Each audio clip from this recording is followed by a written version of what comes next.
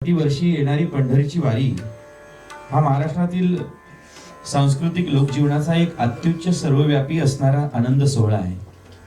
वारीला आपण बरेच जण जाऊ शकले नाही तरी सुद्धा या अभंगाच्या रंगामधून आपण सर्वजण त्या पंढरी रायाच्या चरणावरती लीन होऊया.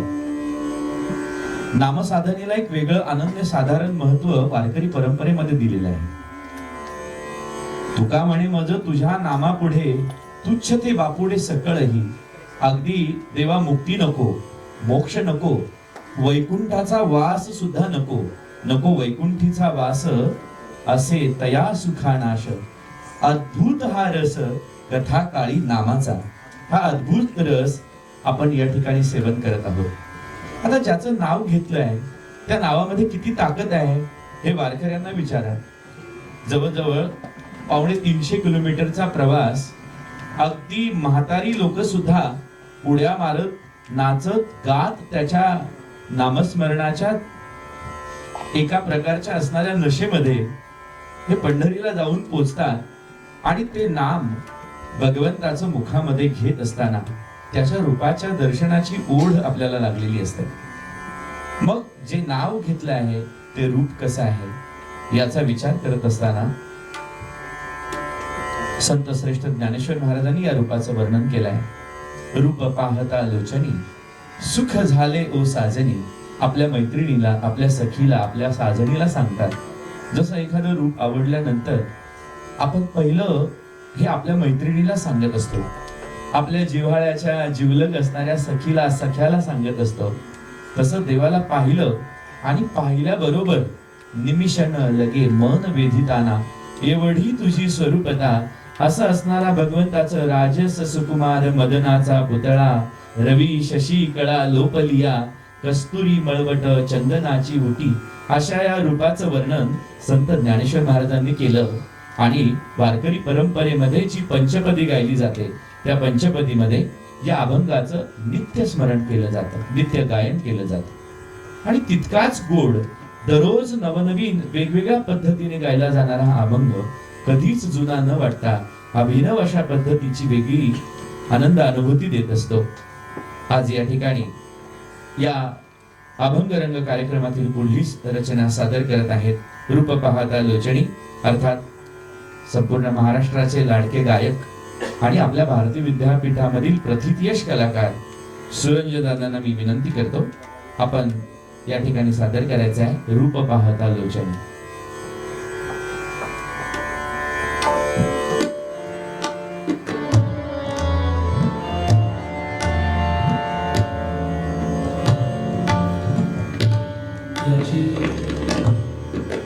संगीत माझे वडील पंडित रघुनाथजी खंडाळकर यांनी केलेलं आहे. राग पट्टीमध्ये आधारित आहे.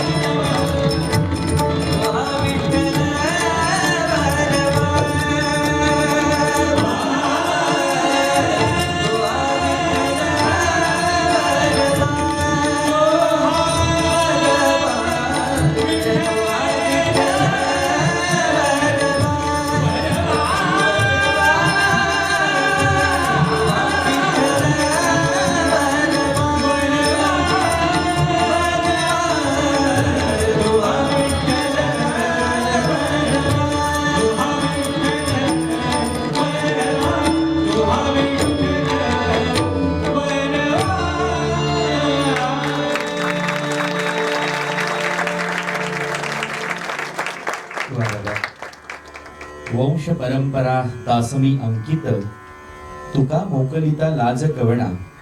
खऱ्या अर्थानं ही भजन सेवा आणि अभंगाची सेवा ज्यांच्या रक्तामध्ये वंश परंपरेनं आलेली आहे, ते सुरंजन दादा गायला लागल्यानंतर खरोखरच देवाचं रूप आपल्या डोळ्यासमोर उभं राहतं. त्यांचे पूज्य आजोबा हरिभाऊ खंडाळकर हे देखील वारकरी परंपरेचे एक निष्ठावंत गायक आणि ज्यांना अभिनव गंधर्व म्हणून ओळखलं जातं, ते पंडित रघुनाथजी खंडाळकर हे त्यांचे पूज्य पिताश्री आहेत. असा सुवर्ण मिलाप ज्यांच्या माध्यमातून ज्यांच्या ठाई एकवटला आहे, ते सुरंजन दादा आपल्या भारतीय विद्यापीठाचे विद्यार्थी आहेत. हा आपल्या सर्व भारतीयांना अभिमानाचा आणि गौरवाचा क्षण आहे.